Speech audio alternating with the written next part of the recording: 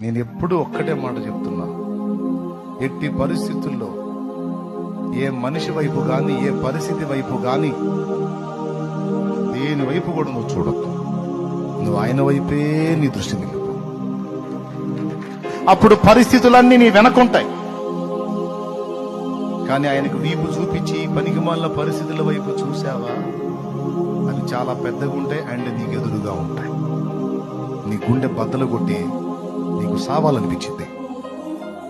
అబద్ధాలు ఆడకుండా నిజం చెప్పండి. ఇక్కడ కూర్చున్న వాళ్ళకి ఎంతమందికి గతకాల పరిస్థితుల్లో సావాలనిపించిందో చేతులు ఎత్తండి. అనిపిస్తేనే చేతులు ఎత్తండి. సస్తే పోయింది, ఎందుకు బతకాల నేను అని ఎంతమందికి అనిపించిందో చేతులు ఎత్తండి.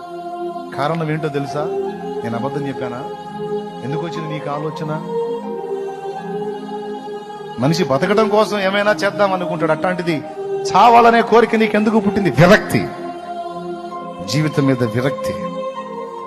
ప్రేమ దొరకలేదు, ఆదరణ దొరకలేదు, అర్థం చేసుకునే పరిస్థితులు లేవు. నమ్మిన వారు నయవంచన చేశారు, ఆనుకున్న వారు, ఆధారపడిన వారు, దిక్కనుకున్న వారు ద్రోహం చేశారు.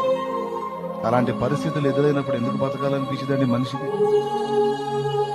అయితే ఇక్కడ బుద్ధి తక్కువ ఒకటి చెప్తున్నాను నేను. బుద్ధి తక్కువ ఏంటంటే, నరులను ఆశ్రయించి శరీరులను తనకు ఆధారము చేసుకుని యెహోవా మీద నుండి తన ఆత్మను తొలగించుకున్నవాడు శాపగ్రస్తుడు. ఆ శాపం వచ్చింది.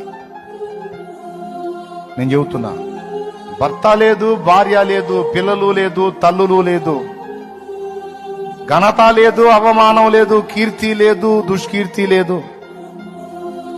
నువ్వు ఎప్పుడైతే యేసు రక్తంలో కడగబడి దేవుని బిడ్డవయ్యావో, నువ్వు దేనికి ఎవరికి చందని వ్యక్తివని గుర్తుపెట్టుకో, బతికిపోతావు.